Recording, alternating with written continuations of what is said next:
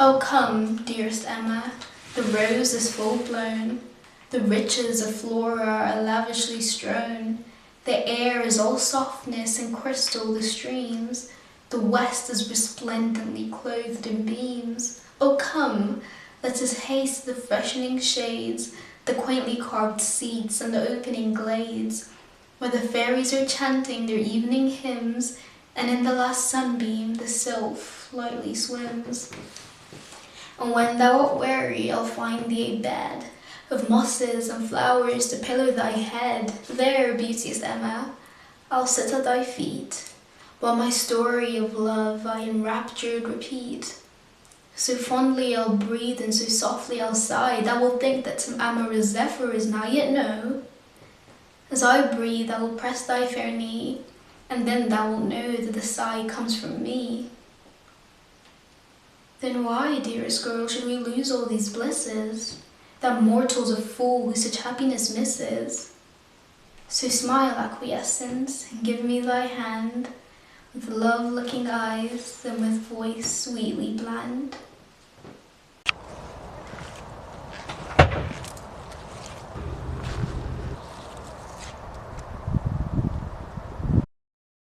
First, to address the elephant in the room, lockdown sucks. For everyone really, but lockdown especially sucks on Valentine's Day, which, surprise, is gonna be the topic of this video. And if you've seen my other stuff, you might expect a sort of cynical takedown of the holiday, you know, trashing it for the hyper-consumerism, or, I don't know, you might expect a subversion of those expectations somehow, and kind of a defense. And I think what I want to do is more an examination. So if you are here for either of those things, I'm sorry, you might be a little bit disappointed, but I still think it's a good idea to stick with it. Like, I think it's worth it. But then again, I would think it's worth it. I'm one of those stupid, sentimental people that think love is vital. It's intrinsic to human nature. We need to love, and I love a lot. I love very earnestly. The world is a messed up place to be in, but at least we have small comforts. We have places and people that feel like home. We have beautiful things that remind us that, yeah, sure, things suck a lot right now, but they don't have to. And yeah, people can be cruel, but they can also make beautiful things.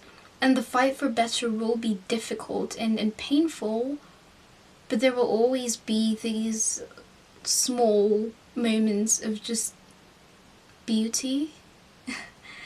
and I just really like the idea. But I can't help feeling like love is losing its meaning, or I don't know, maybe taking on a new one. The word love is now shadowed by the mental image of a hetero-romantic relationship, and I swear it used to mean something different than that. And that's not to say that the word has like changed drastically in the last decade or so, but more to mean that I've changed drastically in the last decade or so. And with that change, with that growth, you know, going from being a literal child to now being a teenager, love and the concept of love has taken on a new set of expectations and pressures, and I just want to talk about that a little bit. La, la, la, la, la, la, la.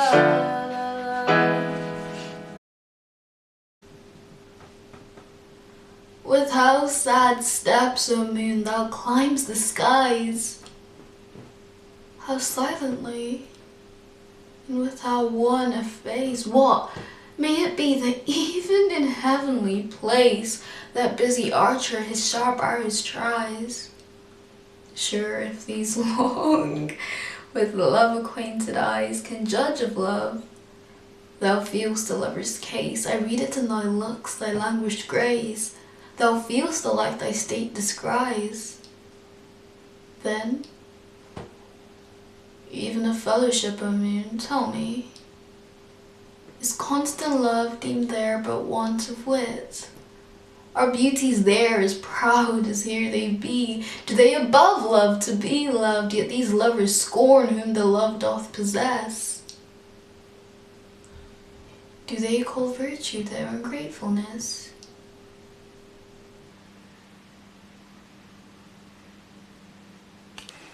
There's a term I picked up from the aromantic community a while ago when I was doing a bit of self-discovery, and I thought that might have been me, and it's called Amatonormativity.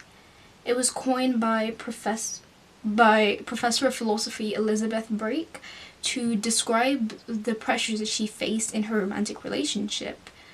But in aromantic spaces, the word amatonormativity kind of took on a wider meaning.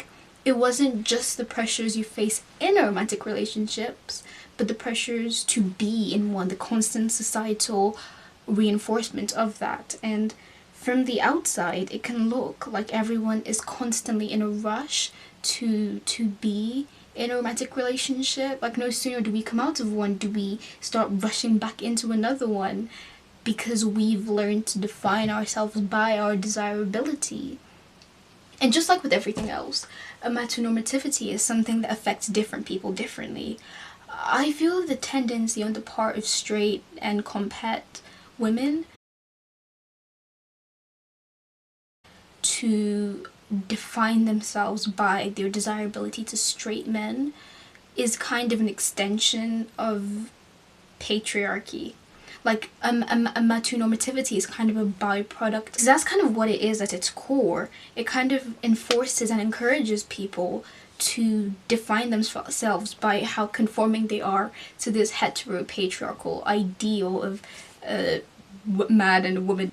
And that's not to say that you can't be or want to be in a romantic relationship and be a feminist, but it's to say that it's probably a good idea to kind of sit with that a little bit and sit with those desires and kind of question why and where they're stemming from. And I don't know, I think for quite a few people, they might realize that it's not so much about their potential partner as it is about insecurities or not feeling good enough, or I don't know. That's for you to figure out.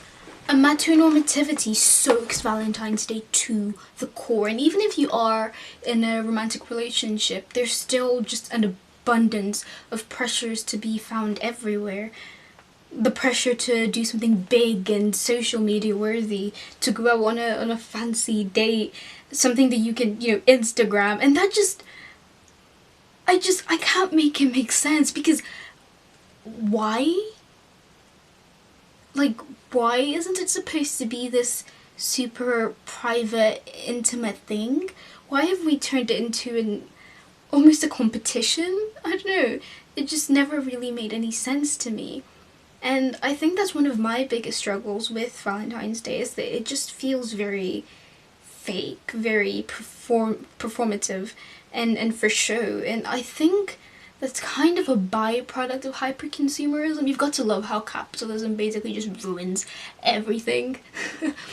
But hyperconsumerism tells us to buy, and integrate these products into our identities. And so you go out on Valentine's Day and you see like 10 billboards telling you to buy this and buy that, and Lover's Pizza, I don't know, man.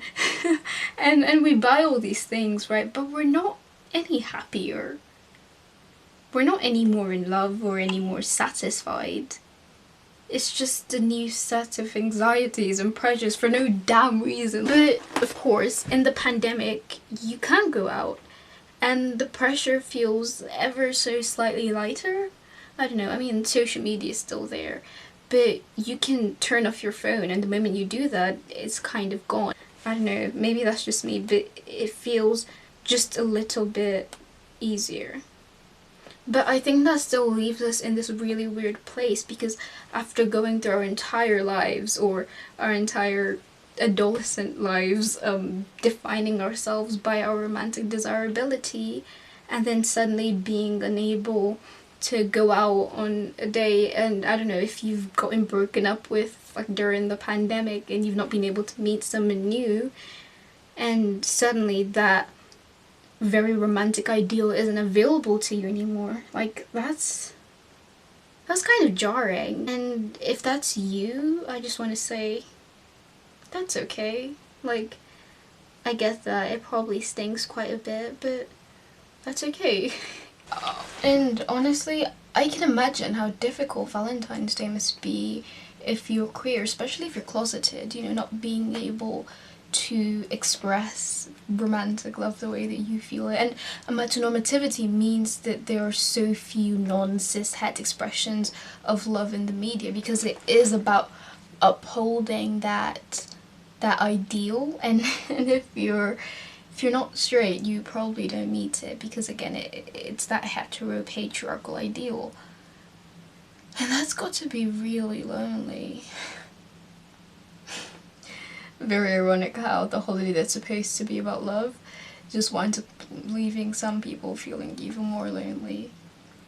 And so Valentine's Day, if you're queer, even outside of consumerism, it just becomes a new set of pressures, a new set of expectations, another way that you don't fit into society and into society's expectations of how you should love a person. And that's got to be really lonely. I used to hate Valentine's Day. I don't know, it always felt too much, too forceful and aggressive, and I don't know, I think I'm just easily overwhelmed. But I remember last year going out a couple of days before Valentine's Day, and there was this guy in the city centre, and he had like this massive teddy bear and a bunch of flowers in his arms, and he had like the massivest, widest grin on his face, and that's what love can do. That's the power of love. The world is bleak and depressing, so I've grown to appreciate these little pockets of beauty.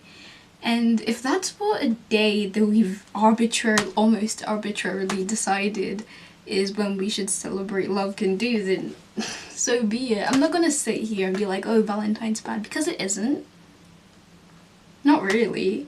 It just kind of puts on full display a serious problem with our culture and with our attitudes to romance. On its own, what it celebrates is absolutely beautiful. It's just the toxic culture that surrounds it that is a little bit la la la la la la la la la la. Oh darling, consume me, I'm nothing without you. Your eyes, your touch make all my dreams come true. I love you, I love you, I love you, I love you more than anything.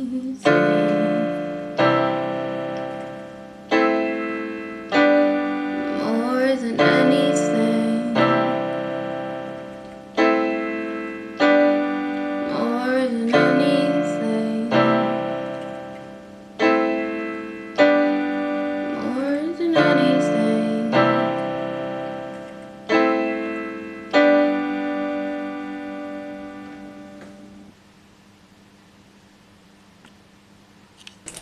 Amatonormativity has many dangerous consequences. It can leave aromantic people feeling broken. It can convince people to stay in toxic relationships because they've learned to define themselves by it.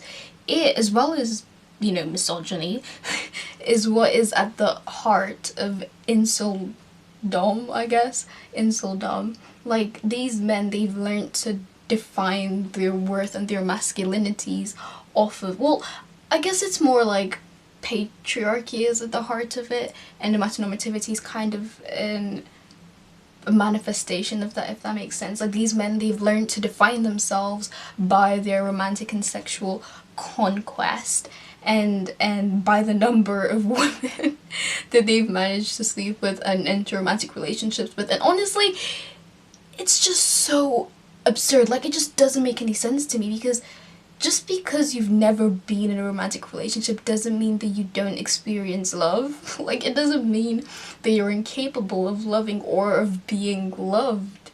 But amatonormativity creates this sort of hierarchy of love, and it places romantic love at the top of it when it doesn't have to be. I love my sister and I love my friends, and that feels okay.